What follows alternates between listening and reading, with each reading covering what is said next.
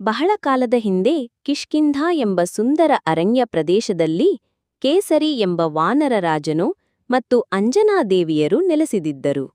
ಅವರು ದೇವತೆಗಳ ಕೃಪೆಯಿಂದ ಪುತ್ರಪ್ರಾಪ್ತಿಯಾಗಬೇಕೆಂದು ತಪಸ್ಸು ಮಾಡಿದರು. ಅಂಜನಾದೇವಿಯ ತಪಸ್ಸಿಗೆ ತೃಪ್ತರಾದ ವಾಯುದೇವರು ತಮ್ಮ ಕೃಪೆಯಿಂದ ಆ ದಂಪತಿಗೆ ಬಾಲಕನನ್ನು ಕೊಟ್ಟರು. ಆ ಮಗುವಿನ ಹೆಸರು ಹನುಮಂತ. ವಾಯುದೇವರು ಅವನಿಗೆ ಬಲ, ಶಕ್ತಿ ಮತ್ತು ವೇಗವನ್ನು ಆಶೀರ್ವದಿಸಿದರು. ಹನುಮಂತನು ಬಾಲ್ಯದಲ್ಲಿಯೇ ಅಪಾರ ಶಕ್ತಿಶಾಲಿಯಾಗಿದ್ದ. ಒಂದು ದಿನ ಬೆಳಿಗ್ಗೆ ಹನುಮಂತನು ಸೂರ್ಯನನ್ನು ಕಣ್ಗೆ ಬಿದ್ದ ಹಣ್ಣೆಂದುಕೊಂಡು ಆಕಾಶಕ್ಕೆ ಹಾರಿದ. ಅವನ ಎತ್ತರದ ಹಾರಾಟದಿಂದ ದೇವತೆಗಳಿಗೂ ಆಶ್ಚರ್ಯವಾಯಿತು.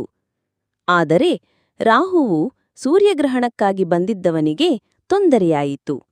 ಈ ಕಾರಣದಿಂದ ಇಂದ್ರದೇವರು ಹನುಮಂತನಿಗೆ ವಜ್ರಾಯುಧದಿಂದ ಒಂದು ಬಲವಾದ ಹೊಡೆತ ನೀಡಿದ. ಅದರಿಂದ ಹನುಮಂತನು ಭೂಮಿಗೆ ಬಿದ್ದು ತೀವ್ರವಾಗಿ ಗಾಯಗೊಂಡ. ಇದನ್ನು ನೋಡಿ ವಾಯುದೇವರು ಕೋಪಗೊಂಡು ಗಾಳಿಯನ್ನು ತಗ್ಗಿಸಿದರು. ಜಗತ್ತಿನಲ್ಲಿ ಉಸಿರಾಟಕ್ಕೆ ತೊಂದರೆಯಾದರು. ಬಳಿಕ ಬ್ರಹ್ಮ, ಇಂದ್ರ, ವರುಣ, ಅಗ್ನಿ, ಯಮ ಮೊದಲಾದ ದೇವತೆಗಳು ಬಂದು ಹನುಮಂತನಿಗೆ ಆಶೀರ್ವಾದಗಳನ್ನು ನೀಡಿದರು.